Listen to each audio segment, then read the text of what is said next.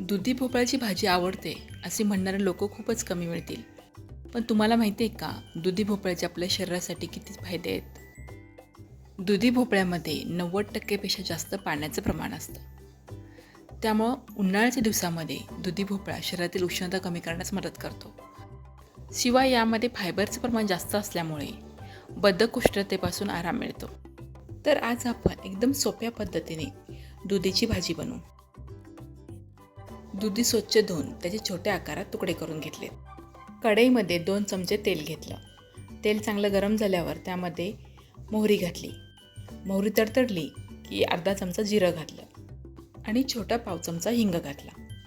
त्याबरोबरच एक मध्यम आकाराचा कांदा बारीक चिरून घातला. आता हा कांदा चांगला मऊ होईपर्यंत, थोडासा रंग बदलेपर्यंत 2 ते 3 मिनिटांसाठी मंद गॅसवर परतून घ्यायचं आहे.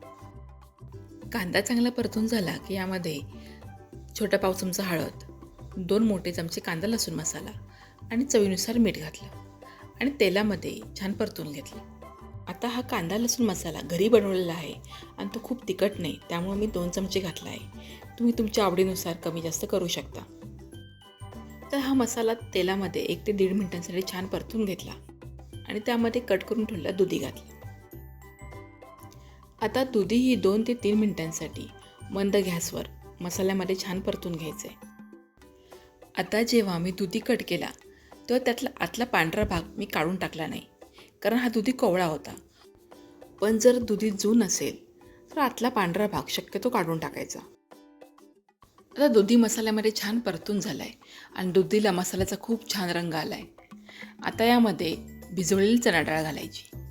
इथे मी अर्धी वाटी चणा डाळ 2 तासापूर्वी स्वच्छ धुवून पाण्यामध्ये भिजत घातली होती. आता ती फुलून 1 वाटी झाली आहे.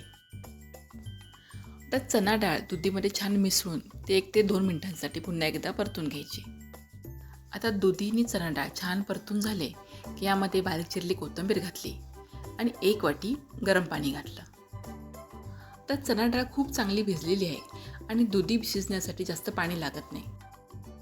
शिवाय आपण ही दुधीची भाजी सुक्की बनवतोय, त्यामुळे 1 वाटी पाणी पुरेसं होतं. आता यावर झाकण ठेवायचं आणि मंद गॅसवर ही भाजी शिजवून घ्यायची. मंद गॅसवर 4 ते 5 मिनिटांमध्ये ही भाजी शिजून तयार होते.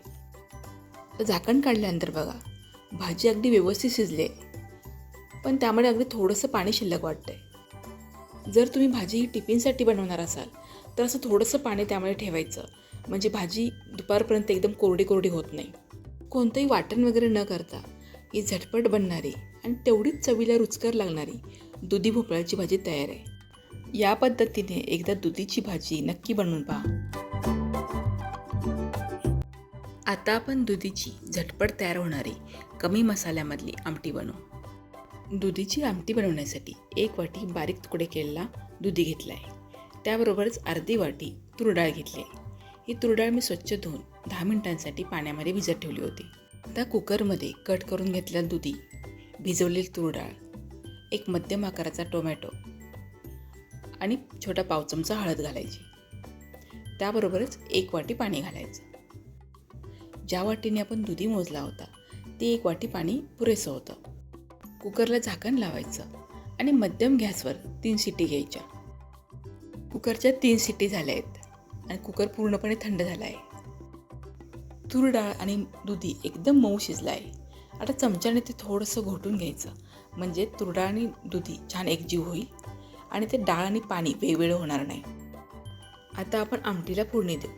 त्यासाठी कढईमध्ये 2 चमचे तेल घेतलं.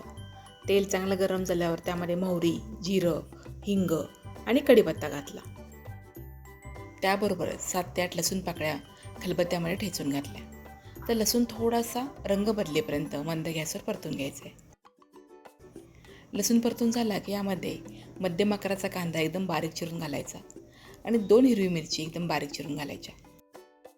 कांदा थोडा मऊ होईपर्यंत 2 ते 3 मिनिटांसाठी परतून घ्यायचा. कांदा परतून झाला की यामध्ये छोटा पाव चमचा हळद आणि चवीनुसार मीठ घालायचं आणि फोडणीमध्ये छान मिसळून घ्यायचं. आता यामध्ये शिजवलेली डाळ आणि दुधी घालायचा. आता हे मिश्रण थोडंसं घट्ट आहे, त्यामुळे आवश्यकतेनुसार गरम पाणी घालायचं. आणि आपल्याला हवे त्या प्रमाणात पातळ करून घ्यायचं. त्याबरोबरच बारीक चिरलेली कोथिंबीर घालायची. छोटा 1 चमचा गरम मसाला घालायचा आणि या आमटीमध्ये छान मिसळून घ्यायचा. आता गॅस फुल्ल करायचा आणि आमटीला छान उकळी येऊ द्यायची. आमटीला चांगली उकळी आली की गॅस मंद करायचा आणि यावर झाकण ठेवून 2 ते 3 मिनिटांसाठी आमटी शिजवून घ्यायची.